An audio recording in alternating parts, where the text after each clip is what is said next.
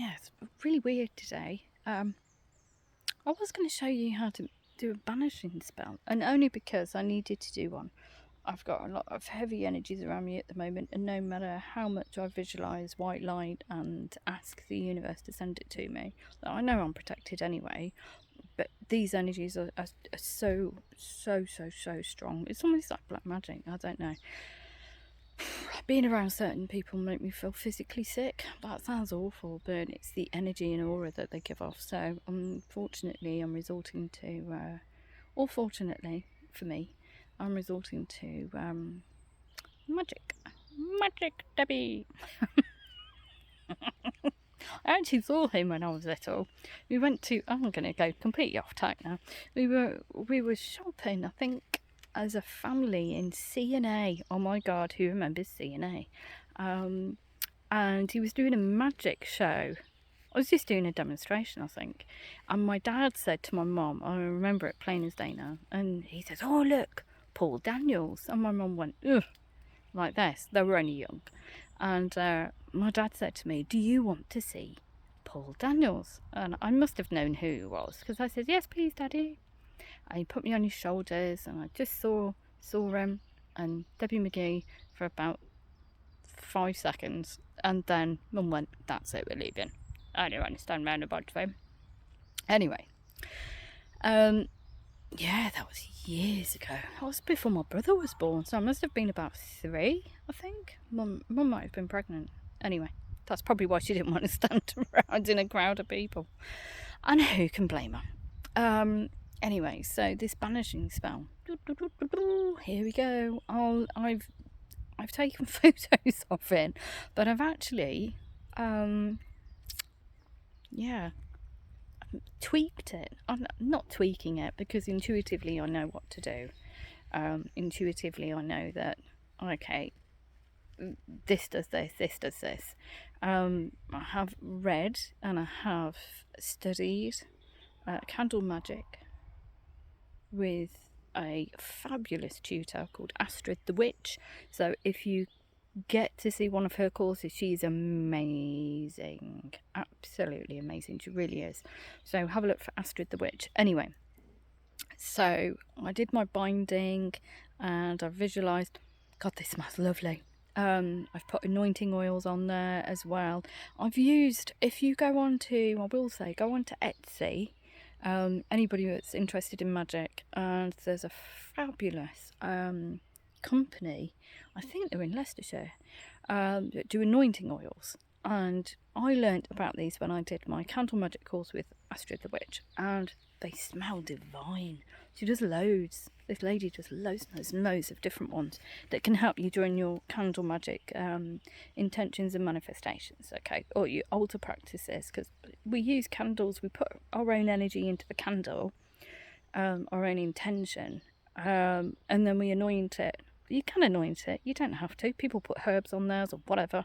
But these anointing oils are there to amplify the energy that you're popping into that candle.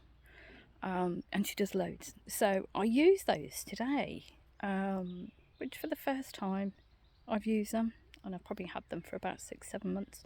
So this, I've actually coated it. Oh God, it smells gorgeous. Anyway, I did a load of, when I was first doing my Mystic Phrase candles, and I did them for myself because I found out that during lockdown everything was just so expensive. I didn't have any money, so I invested in, before I didn't have any money, I invested in some essential oils and wax, and I made my own wax melts and candles, and they were just for me. And this one smells of bergamot. Oh my God. And it must have been, right, this candle is probably about 5 years old now. 5 years for a soy wax candle.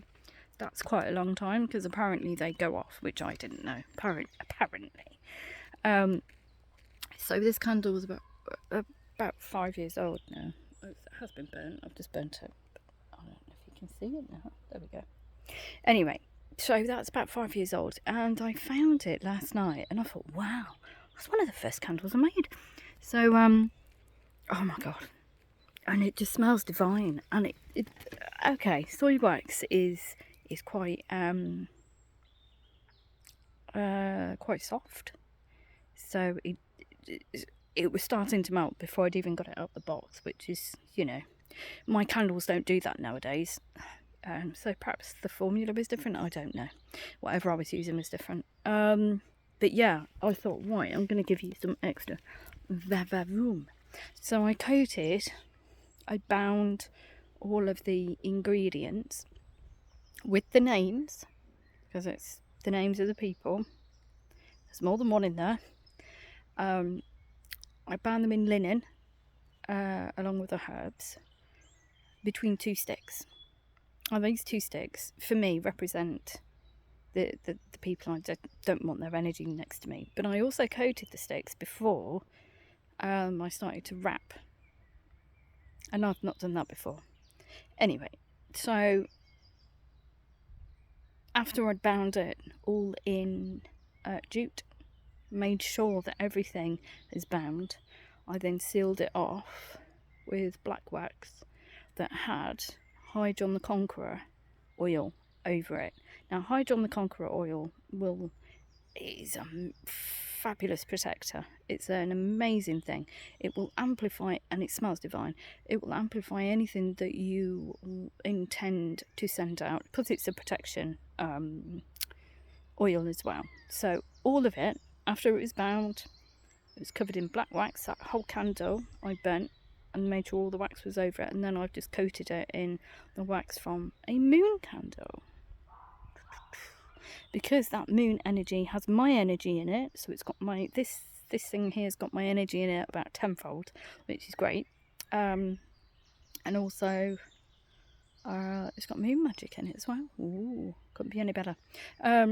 Plus I did actually, I don't know why I'm doing that face, but I did actually do this outdoors in what I call my sacred space, because it's so beautiful. But I also didn't have any shoes or socks on.